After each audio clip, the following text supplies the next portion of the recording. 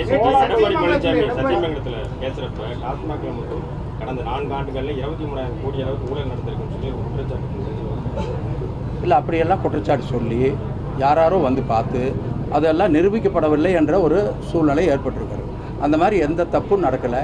அவங்க என்ன பண்ணுறாங்க, எங்கேயாவது ஒரு சின்ன தவறு நடந்தால் மொத்தமாக எல்லா பணியாளர்களும் அதை அப்படி செய்திருக்கிறார்கள் என்று ஒரு கணக்கு எடுக்கிறார்கள். அது எவ்வளோ பெரிய குற்றம்? 24,000 பேர் அதில் பணியாற்றுகிறார்கள். யாராச்சும் 2 பேர் 3 பேர் ஒரு தப்பு பண்ணிட்டுதுன்னா அந்த கணக்கை வச்சு 24,000 பேர் அதை தப்பு பண்ணிட்டாங்க, அரசாங்கம் அதுக்கு உடந்தையாக இருக்குங்கிற மாதிரி கொண்டு போகிறாங்க. அதெல்லாம் மிகப்பெரிய தவறு. அப்படிப்பட்ட எந்த தவறும் நடக்கவில்லை.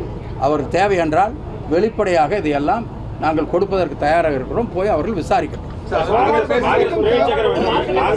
காங்கிரஸ் பிரவீன் சக்கரவர்த்தி நேற்றுக்கு 1000 ரூபாய் உதவித்தொகையினால மட்டும் ஜெயிச்சிட முடியாது, நாலு இந்த மாதிரி கொடுத்த 9 ஸ்டேட்ல 4 தோத்துருக்கும், இதனால் மட்டும் வெற்றி பெற முடியாது. மாணிக் தாகூர் எம்பி ஆகட்டும் தொடர்ந்து எங்களுக்கு சீட்டு வந்து இது பண்ணணும், திமுக வந்து யாரும் கட்டுப்படுத்துறதே கிடையாது, விமர்சனங்கள் பண்றாங்க சொல்லி அதெல்லாம் அவங்க இஷ்டங்க.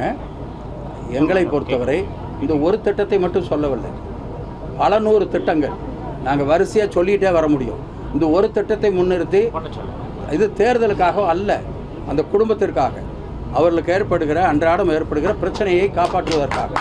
நீங்கள் அதை யோசிச்சு, பேருந்தில் கட்டணம் இல்லாமல் பயணம் செய்ய வேண்டும் என்று பெண்களுக்கு ஏன் சொன்னார்கள்?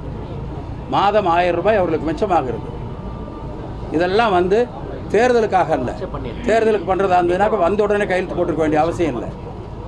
எனவே ஒவ்வொரு திட்டமும் அந்த அப்போ நீங்கள் வந்து எல்லாமே தேர்தலுக்குன்னு சொன்னால் நாங்கள் பேசாமல் வீட்டோடு இருக்கிறதா? எந்த திட்டத்தை கொண்டு வந்தால் அது தேர்தல்னாக்க என்ன தான் பண்ணுறது?